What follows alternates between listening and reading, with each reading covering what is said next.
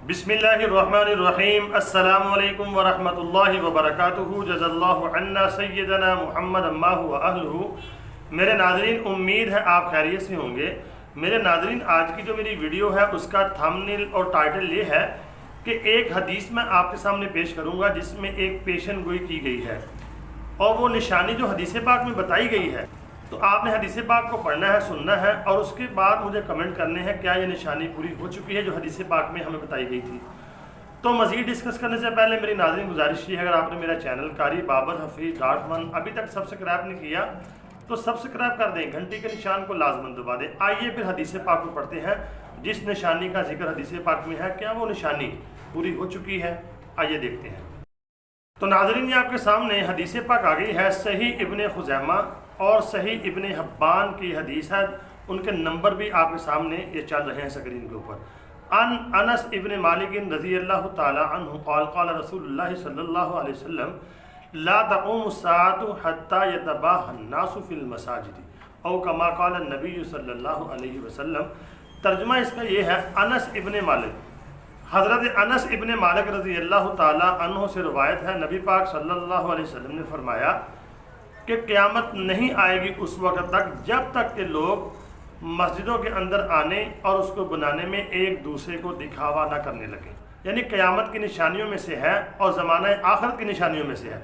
आप सल्लल्लाहु अलैहि वसल्लम ने फरमाया कि लोग यानी मस्जिद बनाने में एक दूसरे को दिखावा करेंगे, यानी कि बढ़ा चढ़ा के। यानी एक बंदे ने अगर खूबसूरत मस्जिद बनाई है तो वो क्या करेगा कि उससे भी अच्छी मस्जिद बनाने की कोशिश करेगा और दिखावा करेगा कि मैंने इससे भी अच्छी मस्जिद बनाई है। यानी मस्जिदों में आने और जाने में भी दिखावा करेंगे कि मैं अच्छी मस्जिद में नमाज़ पढ़ता हूँ और ये यानी कि छोटी मस्जिद है या कोई पुरानी मस्जिद है। तो ये निशानी आपने मुझे बताना है क्या पूरी हुई है कि नहीं। हदीस का मतलब ये है कि लोग जो है जब मस्जिदों में आएंगे तो इस अंदाज से आएंगे कि लोगों को अपना माल दिखाना, अपनी शोहरत दिखाना मकसद होगा।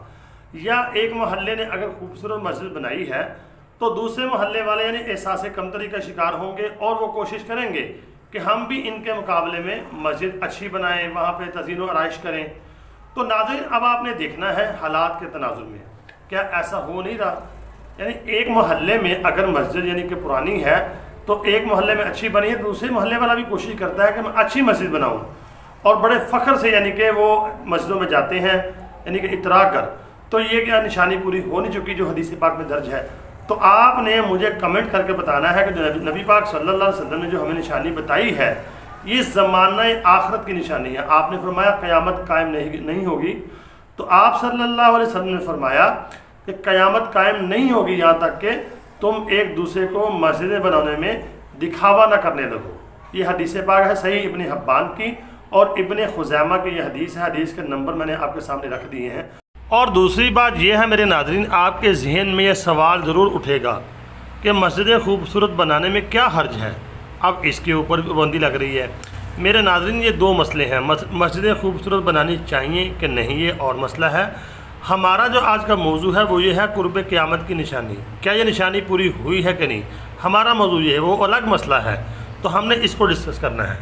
नाज़रीन, हम क़यामत के बिल्कुल करीब से करीब तर होते जा रहे हैं। ज़माने आखिरत में हम जी रहे हैं, हमारे पास टाइम नहीं है। अब हम समझते हैं कि बहुत टाइम है, टाइम नहीं है, हमें अल्लाह की तरफ रुजू करना होगा। ये निशानियां हमें खोल खोल के बता रही हैं कि हम लास्ट टाइम में जी रहे हैं, ज़माने आखिरत में जी रहे हैं। अल्लाह रब्बुल आलमीन हमें अपनी आखिरत की तैयारी करने की तौफीक अता फरमाए। तो आपने मुझे कमेंट लाजमी करना है, दुआओं में ज़रूर याद रखना है। अस्सलामु अलैकुम वरहमतुल्लाहि वबरकातुहू।